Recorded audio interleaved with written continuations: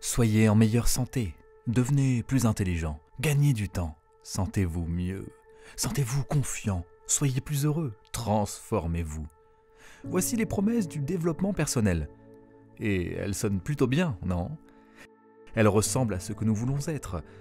Parce que nous sommes convaincus que nous ne sommes pas en bonne santé, pas intelligents, pas efficaces, pas confiants, pas heureux.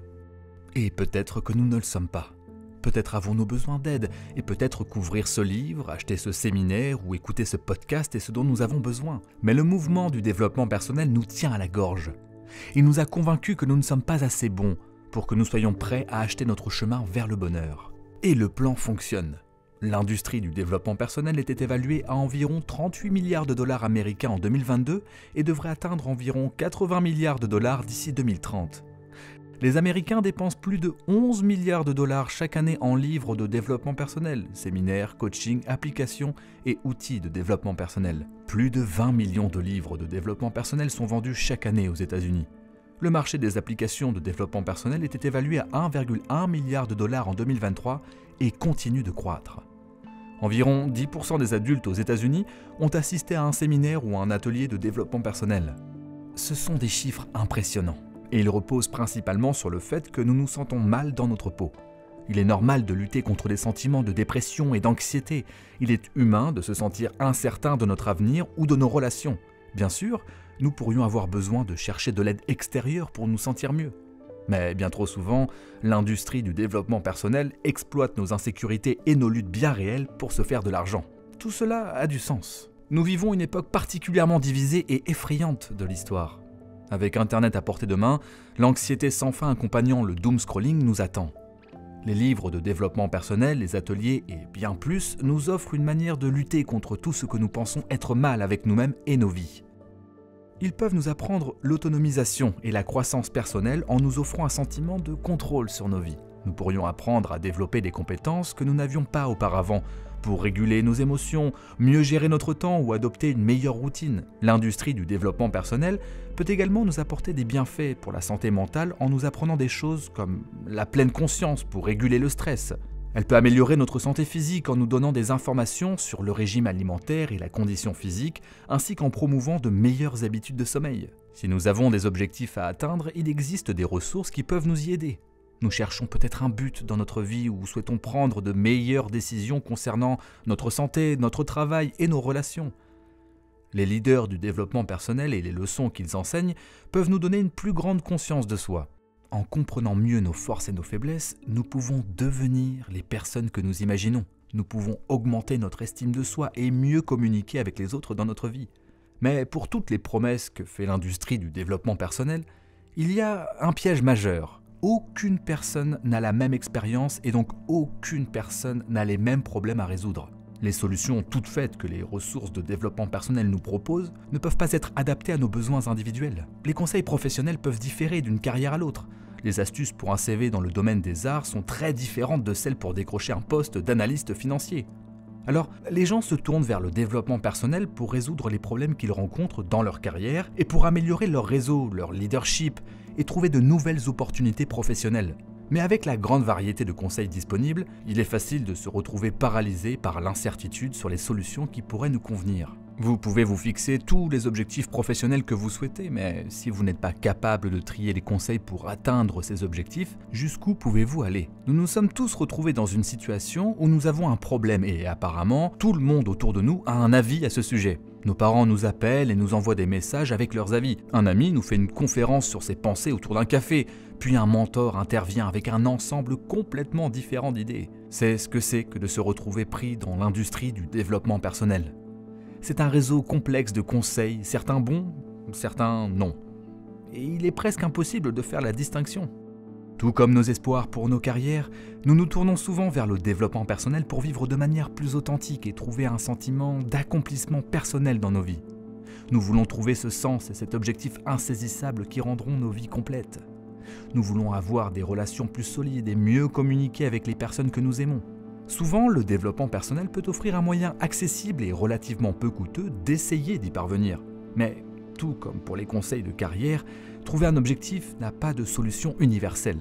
Chacun de nous doit forger un chemin différent et incroyablement unique. Et si nous pensons que toutes les réponses se trouvent dans des livres et des séminaires, nous passons à côté du sens de la vie qui, comme chacun le sait, ne vient pas avec un manuel d'instruction.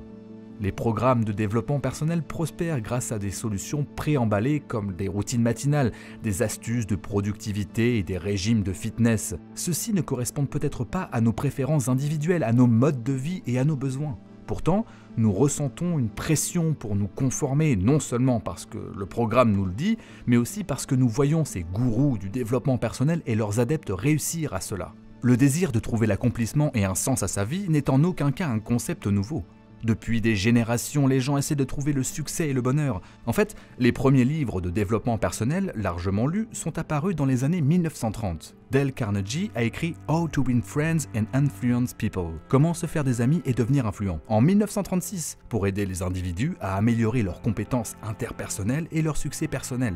Puis, en 1937, Napoleon Hill a écrit « Think and grow rich » Réfléchir et devenir riche, qui donnait des conseils sur la manière de maîtriser son état d'esprit afin de contrôler les résultats de sa vie. Bien que le monde puisse sembler incroyablement différent aujourd'hui par rapport aux années 1930, il y a une similitude étrange que nous ne pouvons pas ignorer. La Grande Dépression a plongé les gens des années 1930 dans la famine, la misère et la confusion sur l'avenir. L'inégalité de la richesse était en plein essor aux États-Unis et les affaires internationales étaient de plus en plus instables à mesure qu'Adolf Hitler gagnait en influence en Allemagne.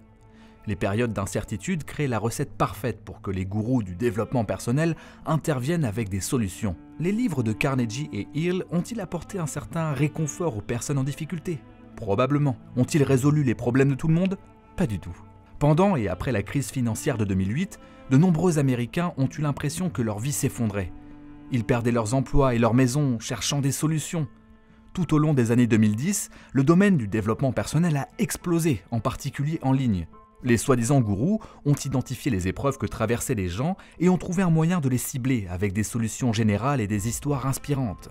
Brené Brown, professeure de recherche et auteure à succès du New York Times, est devenue l'experte la plus célèbre sur la honte, la vulnérabilité, le courage et la valeur de soi. Elle a inventé le terme « vivre de tout cœur ». Des millions de personnes qui se sentaient laissées pour compte, gênées et incertaines sur la manière d'accéder à leurs émotions profondes se sont tournées vers Brown pour des conseils et des orientations. Tim Ferriss a publié son best-seller « La semaine de 4 heures, s'échapper du 9-5, vivre n'importe où et rejoindre les nouveaux riches », qui a poussé ses lecteurs à changer leur relation au travail et à repenser leur mode de vie et leurs habitudes. Ce type de développement personnel basé sur l'optimisation s'est multiplié au cours de la décennie, car les gens, à la suite de la crise financière, ont commencé à penser différemment à propos de leur carrière et de la manière dont travail et vie se mêlaient. Ces gourous du développement personnel, précédés de noms célèbres comme Tony Robbins, Eckhart Tolle et Deepak Chopra, n'étaient que la partie émergée de l'iceberg. Toujours dans les années 2010, un autre marché pour les leaders du développement personnel est entré dans son apogée, les réseaux sociaux. Soudainement, tout le monde pouvait donner des conseils avec quelques tapotements de doigts pour que le monde les voie. Aucune qualification nécessaire, aucun éditeur à qui répondre, juste vos idées et vos abonnés pour les prêcher. Puis le Covid-19 est arrivé. Soudainement, le monde entier a été plongé dans le chaos. Pendant ces premiers mois, nous n'avions guère d'autre chose sur quoi nous concentrer que notre propre mortalité et le sort du monde. Cela a soulevé beaucoup de questions, comme « Pourquoi suis-je ici? Suis-je épanoui? Suis-je heureux ?» Le monde, déjà vaste et lucratif du développement personnel, a attiré un tout nouveau public. Les gens qui, avant, n'auraient jamais posé certaines questions existentielles se sont soudainement mis à réfléchir au sens de leur vie. Les gens qui pensaient que leur carrière était sur la bonne voie ont vu leur plan perturbé et n'ont pas su comment avancer à partir de là. Le Covid a porté le besoin de développement personnel à un tout nouveau niveau, alors que le monde cherchait du sens et des réponses, et cette quête continue encore aujourd'hui. Aujourd'hui, comme dans les années 1930, le monde est en pleine évolution. Les moyens de subsistance des gens ont été bouleversés. L'incertitude règne et l'incertitude est un endroit très inconfortable où vivre. Il est naturel et même sain de demander de l'aide. Mais d'où provient cette aide est cruciale. Avec la prolifération du développement personnel sur les réseaux sociaux spécifiquement, il peut être facile de tomber dans le piège d'un influenceur ou d'un gourou dont la vie semble enviable et de penser « ils doivent savoir comment être heureux et tout avoir ». Lorsque nous souffrons et cherchons des réponses, n'importe quelle solution peut sembler attrayante. Mais dans l'ensemble, le développement personnel donne des résultats mitigés. Des études suggèrent que 85% des personnes qui commencent des efforts de développement personnel y renoncent dans les 6 mois. Elles peuvent avoir des objectifs irréalistes et se rendre compte que le modèle unique du développement personnel n'est pas si utile. Ou elles peuvent ressentir un manque de soutien, ce qui montre la déconnexion que les gens peuvent ressentir entre eux et ces figures insaisissables du développement personnel. Et même pour les 15% qui pourraient trouver des solutions grâce à ces programmes et conseils, est-ce que le prix en vaut la peine ? Certains programmes de coaching de vie et séminaires facturent entre 5 et 20 000 $, ce qui rend l'auto-amélioration un investissement financier sérieux pour certaines personnes. Pour ceux d'entre nous qui ne dépenseraient pas des milliers de dollars pour des séminaires et des programmes, nous ne sommes pas exemptés du contrôle que l'industrie du développement personnel exerce sur nos comptes bancaires.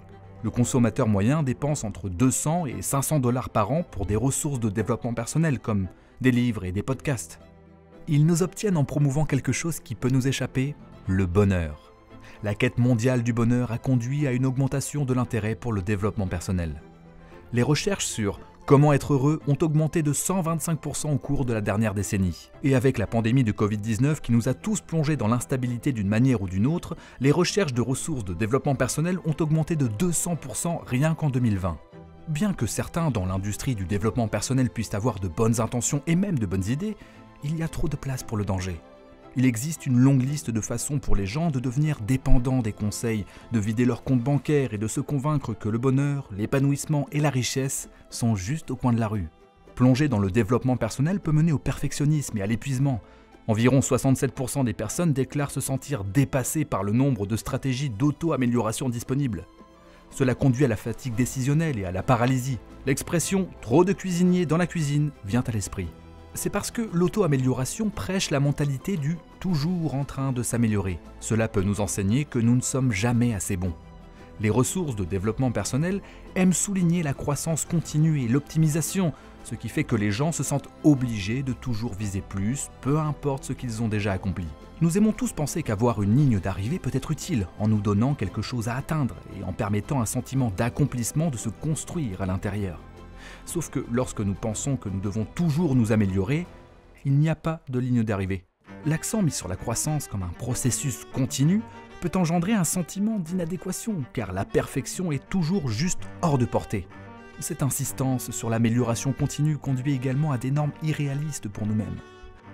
Les gourous du développement personnel qui ont envahi les étagères de livres des gens, les fils d'actualité des réseaux sociaux et la pensée quotidienne deviennent souvent des modèles idéalisés. Même les gourous du développement personnel les mieux intentionnés suscitent un sentiment d'envie chez leurs adeptes, car c'est tout le but. Les programmes tendent également à mettre en avant des histoires à succès de personnes ultra productives, disciplinées ou heureuses, ce qui peut établir des repères inaccessibles pour les autres consommateurs. Le résultat est que les gens deviennent hyper focalisés sur leurs défauts.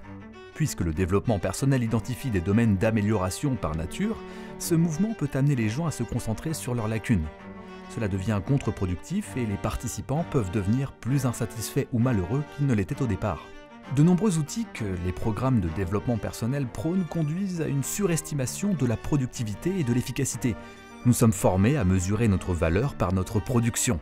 Les cadres, spécifiquement pour l'avancement professionnel et l'auto-optimisation, lient la valeur personnelle à la productivité. Par conséquent, si les gens ne sont pas productifs, ils ne réussissent pas. Alors, que faisons-nous si nous sommes dans un de ces programmes ? Nous commençons à sacrifier des choses comme le repos et le plaisir pour atteindre nos objectifs de productivité. Est-ce que cela nous rend plus heureux ? La culture de l'effort, prônée par le mouvement de développement personnel, glorifie le travail plus dur et plus long. Elle promeut l'idée que le succès ne vient que par un effort implacable. Ce type de pensée binaire où l'on est soit totalement engagé, soit pas du tout, mène inévitablement à l'échec. Il n'est pas rare, avec les méthodes de développement personnel, de constater qu'il n'y a pas de place pour un progrès partiel ou de la flexibilité. Vous devez adhérer à la méthode, sinon elle ne fonctionnera pas. Ces types d'objectifs tout ou rien se concentrent sur la réalisation de grandes choses, mais ignorent souvent les progrès incrémentiels. Nous sommes tous imparfaits et le serons toujours. L'auto-amélioration qui se concentre sur le fait d'être toujours meilleur et meilleur nous convainc que l'imperfection ne peut coexister avec la grandeur. Cependant, si nous rencontrons des difficultés dans notre parcours de développement personnel, il y a très peu d'espace dans l'industrie pour l'exprimer. Le positivisme toxique est omniprésent dans l'industrie du développement personnel. C'est la voix de cet influenceur qui encourage constamment ses abonnés et leur rappelle que tout va bien, même lorsque ce n'est pas le cas. C'est ce livre qui ne contient jamais de chapitre sur les revers et les émotions négatives, ce qui laisse le lecteur perdu lorsqu'il rencontre un obstacle. C'est l'expert en fitness qui ne prend jamais en compte les blessures ou les doutes personnels en cours de route. Nous ne pouvons pas vivre de manière réaliste dans un monde de positivité constante. Cette attente selon laquelle nous pouvons et devons toujours progresser et nous sentir optimistes est écrasante. Le mouvement du développement personnel prône l'acceptation de soi, mais la positivité toxique qui règne ne laisse que peu de place à la véritable prise de conscience de soi et à l'auto-soin, qui viennent souvent sous la forme d'un ralentissement. Les réseaux sociaux sont le lieu idéal pour perpétuer ce mythe du « toujours s'améliorer ». Le mouvement de développement personnel a explosé sur les réseaux sociaux, permettant à quiconque ayant une opinion et un peu de charisme de devenir un gourou. Il y a toujours eu des vendeurs de panacées essayant de dire aux consommateurs comment s'améliorer, mais si vous vouliez vraiment faire connaître vos idées, il fallait un peu de légitimité pour vous faire connaître. Aujourd'hui, un contrat de livre ou un atelier en personne n'est plus nécessaire pour se faire suivre. Les réseaux sociaux propagent également la culture de la comparaison. Les influenceurs du développement personnel présentent souvent des versions idéalisées et soigneusement sélectionnées de leur vie. Cela crée une pression pour leurs abonnés de se mesurer à eux, une tâche impossible. En partageant les moments forts de leur routine parfaite, de leurs habitudes et de leur réussite, les leaders du développement personnel en ligne peuvent intensifier le sentiment de désespoir et de doute chez ceux qui cherchent à progresser dans leur propre vie. Et d'une certaine manière, c'est le but. Plus les gens se sentent impuissants, plus ils chercheront de l'aide, même si l'aide elle-même les fait se sentir impuissants. Le mouvement de l'auto-amélioration propose une pléthore d'outils et de techniques sous forme de livres, applications, guides, ateliers et stratégies globales. Cela peut devenir accablant pour ceux qui se sentent soudainement obligés de maîtriser leur méthode choisie et toutes ses compétences. Au fur et à mesure que nous avançons avec les méthodes d'auto-aide, nous pourrions éprouver le FOMO, la peur de manquer quelque chose. On peut avoir l'impression de ne pas en faire assez si l'on ne suit pas chaque pratique recommandée. Vous méditez peut-être 10 minutes par jour. Vous éliminez les sucres transformés de votre alimentation et vous tenez un journal tous les soirs. Mais vous ne trouvez tout simplement pas le temps de faire aussi de l'entraînement en résistance 3 fois par semaine. Dans ce cas, la méthode entière est-elle inutile? Cela peut en donner l'impression. Ces lignes directrices rigides peuvent décourager l'adaptabilité et l'autopardon pour les écarts occasionnels dans le programme. Et puisque le développement personnel est souvent par nature large et générique, on attend que certaines personnes ne correspondent pas tout à fait au moule proposé. Tout cela peut amener les individus à se blâmer de ne pas être mieux. Si le progrès n'est pas atteint, ou même s'il est atteint mais qu'il n'est pas ressenti, le blâme de soi est imbriqué dans l'ensemble de l'éthique de l'auto-amélioration. On nous fait croire que nous avons un contrôle total et complet sur qui nous sommes et comment nous menons nos vies. Mais cela ne prend pas en compte nos circonstances, les événements mondiaux et de la vie, nos parcours éducatifs ou émotionnels, plus les facteurs qui échappent simplement à notre contrôle. En minimisant les facteurs externes, les guides de développement personnel peuvent en réalité entraver certaines des choses qu'ils prétendent vouloir favoriser, la conscience de soi et l'authenticité. En encourageant la conformité et le succès à tout prix, les conseils d'auto-amélioration mettent souvent l'accent sur la discipline et la positivité, plutôt que sur la créativité et la spontanéité. Si nous suivons des méthodes de développement personnel pour nous améliorer, nous pourrions réprimer des comportements ou des préférences authentiques qui ne s'alignent pas avec la méthode prescrite. Finalement, nous devenons tellement dépendants des mesures, des habitudes et de la fixation d'objectifs que nous oublions la vue d'ensemble. Les programmes d'auto-amélioration portent généralement sur la mesure des progrès pour atteindre un objectif plus large. Si nous ne prêtons attention qu'à ces mesures, nous mettons de côté l'expression de soi plus subjective et non conventionnelle. Nous pourrions être en train de suivre un parcours de remise en forme pour devenir plus fort et soudainement découvrir que nous adorons jouer au tennis. Cependant, notre routine est déjà bien remplie de séances quotidiennes de levée de poids ou de HIIT, laissant peu de place à d'autres activités. Devons-nous sacrifier l'exploration de quelque chose que nous aimons ou qui nous intéresse simplement parce que cela ne correspond pas au programme? Autant nous voulons nous tourner vers de l'aide. Autant d'industrie de l'auto-amélioration nous a parfois rendus trop dépendants de celle-ci. Nous pensons qu'en suivant un programme, nous empruntons la meilleure voie vers le succès que nous recherchons. En fin de compte, le succès consiste à trouver l'indépendance. Cela pourrait être rembourser des dettes et obtenir la liberté financière. Cela pourrait être perdre du poids pour être libéré des problèmes de santé imminents. Cela pourrait être surmonter un traumatisme pour se libérer des pensées dépressives. Mais pour trouver toutes sortes d'indépendance, nous devons penser par nous-mêmes.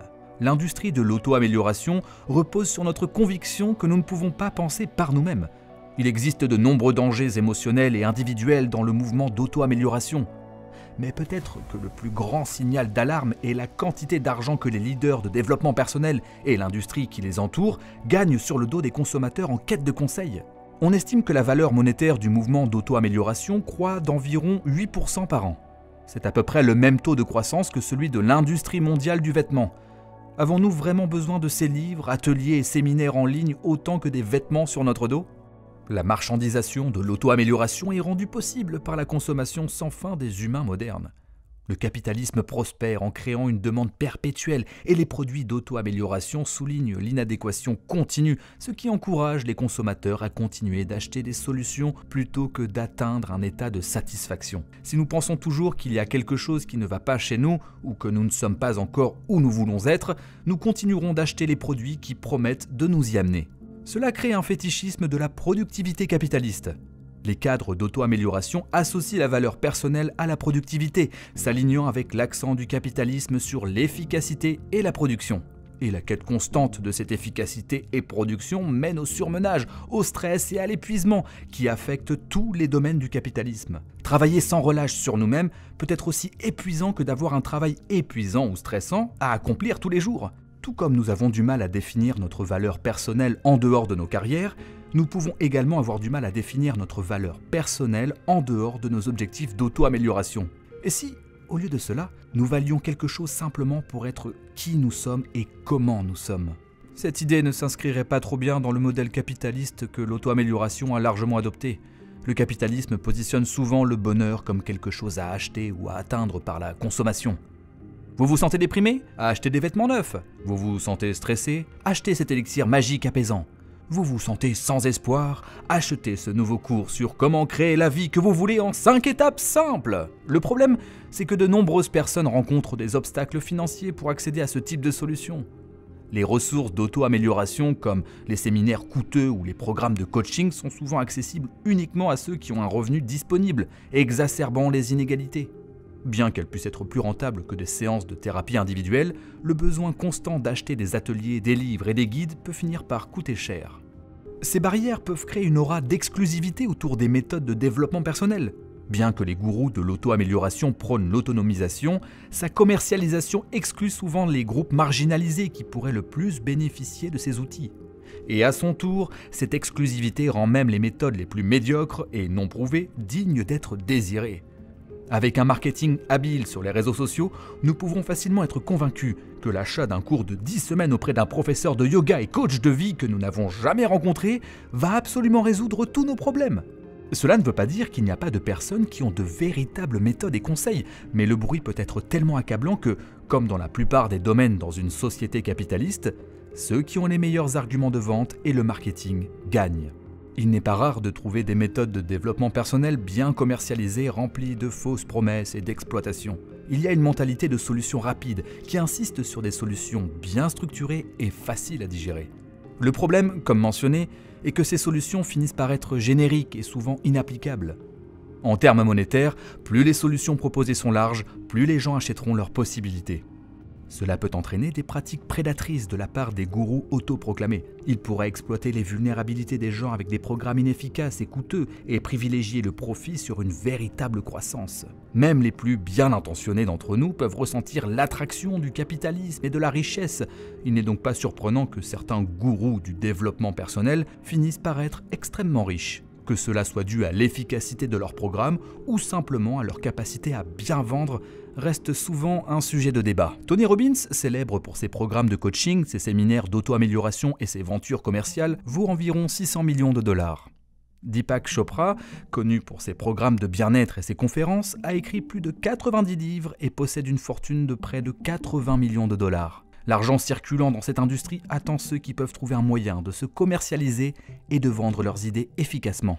Le montant d'argent à gagner en vendant des méthodes d'auto-amélioration gêne souvent l'objectif des méthodes elles-mêmes. L'auto-amélioration authentique met l'accent sur l'accomplissement personnel, les relations et les objectifs intrinsèques. Le capitalisme privilégie souvent les récompenses extrinsèques, comme la richesse, le statut et les biens matériels. Cela crée des tensions inhérentes entre ces deux systèmes de valeurs et, pour la plupart, le capitalisme finit par l'emporter. Les individus qui se plongent à tête baissée dans des programmes d'amélioration personnelle finissent souvent par se définir par le nombre de programmes qu'ils ont terminés. Cela minimise l'importance de l'authentique découverte de soi, qui existe indépendamment de toute méthode ou ensemble d'idées prescrites. En termes simples, l'industrie de l'amélioration personnelle nous encourage à être définis par l'argent que nous dépensons pour notre propre amélioration plutôt que par à quel point nous nous sentons réellement mieux. Et la vérité est que travailler à travers ces guides de développement personnel pourrait avoir un effet inverse. Une étude de 2016 a examiné la réaction physique et neurologique des personnes consommant des livres de développement personnel et a trouvé que les consommateurs de livres de croissance personnelle présentaient des niveaux élevés de cortisol, l'hormone du stress. L'étude a également révélé que les consommateurs de livres de développement personnel axés sur les problèmes avaient des symptômes dépressifs élevés. Même si nous nous tournons vers ces types de livres pour nous sentir mieux, plus heureux, plus intelligents et plus en bonne santé, ils peuvent physiquement et émotionnellement nous faire nous sentir en réalité pire. Ils créent une attente dès que nous les ouvrons. Dès que vous regardez une vidéo d'un influenceur en développement personnel parlant de l'hygiène du sommeil, ressentez-vous automatiquement la pression d'avoir une hygiène du sommeil parfaite ? Vous n'êtes pas seul. L'industrie du développement personnel, qui repose sur des objectifs et des valeurs bien intentionnés mais qui a déraillé, est désormais devenue l'industrie de l'attente et de la pression. Alors, comment équilibrer ces valeurs bien intentionnées avec le système mal orienté qui a émergé dans le mouvement d'amélioration personnelle ? Pour réconcilier le conflit entre l'amélioration personnelle et le jugement de soi, nous devons nous assurer que l'amélioration personnelle est un outil pour un véritable empowerment plutôt qu'un renforcement de l'exploitation capitaliste. Si vous vous sentez piégé dans un cycle sans fin d'achat de séminaires après séminaires et de visionnage de vidéo après vidéo, vous allez probablement vous sentir de plus en plus mal dans votre peau. Au lieu de vous laisser piéger dans la consommation perpétuelle, essayez de recentrer votre attention sur une croissance durable et intrinsèque. Peut-être qu'un seul conseil ou une seule étape de guidance résonne vraiment avec vous. Essayez de vous concentrer là-dessus. Explorez ce que cela signifie pour vous au lieu de chercher à voir comment cela devrait s'intégrer dans un agenda plus large. Si nous pouvons sortir de l'industrie qui essaie de nous vendre notre propre amélioration, nous pouvons combiner les parties utiles du développement personnel avec notre propre intuition pour faire de meilleurs choix et nous sentir plus confiants dans la manière dont nous vivons nos vies. Il est aussi important de se méfier de la tentation du perfectionnisme. Lors de l'évaluation des programmes d'amélioration personnelle qui impliquent la fixation d'objectifs, il est facile de négliger l'importance de la compassion et de l'acceptation de soi. La croissance est importante, mais la croissance n'a de sens que si nous avons la capacité de continuer dans la vie. Les gourous du développement personnel comptent souvent sur la prédication de l'idée d'optimisation. Que ce soit pour maintenir le régime parfait pour développer la masse musculaire ou organiser votre journée à la minute près pour utiliser votre temps de manière la plus efficace possible, certaines de ces méthodes peuvent fonctionner parfois, mais à long terme, la plupart des gens tomberont dans une sorte d'obsession. Si vous manquez à l'entraînement ou prenez du temps non planifié pour vous reposer, cela peut sembler être un échec. Cela peut vous faire sentir que vous vous laissez tomber. Mais le perfectionnisme est irréaliste et le progrès est souvent plus important que nos objectifs eux-mêmes. Bien qu'un programme de développement personnel ne célèbre peut-être pas les victoires en cours de route et vous garde concentré sur l'objectif ultime, reconnaître les petites victoires ainsi que les revers et les imperfections est non seulement une manière saine d'aborder la croissance, mais c'est la seule manière de l'aborder qui nous permettra de continuer sans épuisement. Une fois que vous êtes sur la roue du hamster de l'amélioration personnelle, il peut être difficile de s'en défaire, mais y rester conduira inévitablement à l'épuisement. Si le but de toute forme de développement personnel est de vous fournir les outils pour vous améliorer, faire une pause et reconnaître l'importance des imperfections en cours de route est un élément clé. Ce genre de réflexion est la seule manière de préserver notre individualité. Malheureusement, une abondance de méthodes de développement personnel suppose que nous sommes tous pareils et que le même conseil fonctionnera pour nous tous. Bien sûr, il existe des expériences universelles comme le doute, la perte et l'anxiété, mais il n'y a jamais de méthode universelle pour y faire face. Au lieu d'interpréter les mots et les conseils d'un livre de développement personnel ou d'une publication que vous voyez sur TikTok comme un dogme, et si vous recherchiez des cadres adaptables que vous pourriez personnaliser en fonction de vos besoins. Ignorez le petit déjeuner exact qu'un gars de fitness aléatoire a présenté dans ses stories Instagram et faites des recherches sur une variété de petits déjeuners sains pour choisir celui que vous seriez le plus heureux de manger. Facilitez-vous le travail au lieu d'essayer de devenir quelqu'un que vous n'êtes pas. En déplaçant notre attention loin de la conformité, nous pouvons valider ce qui fait de nous des individus uniques. Nos traits, habitudes et aspirations ne ressemblent à aucun autre dans le monde et nous devrions célébrer cela. Si vous êtes en voyage d'amélioration personnelle, prenez le conseil qui résonne et laissez le reste derrière afin de ne pas perdre votre individualité. L'amélioration personnelle n'a de sens que lorsqu'elle est associée à l'expression de soi. Une fois que nous sommes capables de penser par nous-mêmes et de valoriser ce qui nous rend uniques, nous sommes bien moins susceptibles de nous lancer dans n'importe quel programme d'amélioration personnelle. Au lieu de cela, nous pourrions enfin voir le mouvement d'amélioration personnelle pour ce qu'il devrait idéalement être. Une opportunité de favoriser la bienveillance envers nous-mêmes et de nous aider à développer l'estime de soi. Avoir de la compassion envers nous-mêmes est un moyen facile de bloquer ces tendances excessivement critiques et perfectionnistes. Et c'est un excellent moyen de perturber le côté lucratif de l'industrie. Les inconvénients du développement personnel sont les plus évidents lorsqu'il s'agit de développement personnel compulsif et prescriptif. Ces types de programmes sont conçus pour nous rendre accros à l'idée de vouloir nous améliorer dans tous les aspects possibles. Ils sont plus axés sur le profit que sur le véritable désir d'aider les personnes qui s'y inscrivent ou les consomment. Et comme pour tout dans une société capitaliste, une fois qu'une industrie nous a rendus accros à son produit, il est presque impossible de s'en détacher. L'amélioration personnelle est-elle vraiment dangereuse ? Non, l'industrie et le mouvement qui ont été construits autour d'elle le sont. Vouloir s'améliorer n'est pas une mauvaise chose. Mais penser que nous pouvons lire, regarder ou écouter pour nous améliorer est un mythe qui nous a été vendu. Si nous pouvons aborder l'amélioration personnelle avec un regard tactique au lieu de nous plonger dans l'abîme, nous pouvons prendre ce qui fonctionne pour nous et laisser le reste derrière. Nous pouvons reconnaître quand nous sommes manipulés et non aidés. Nous pouvons nous appuyer sur une véritable identité et rejeter la conformité. Nous pouvons accepter que vouloir être meilleur ne signifie pas que nous ne sommes pas déjà bons.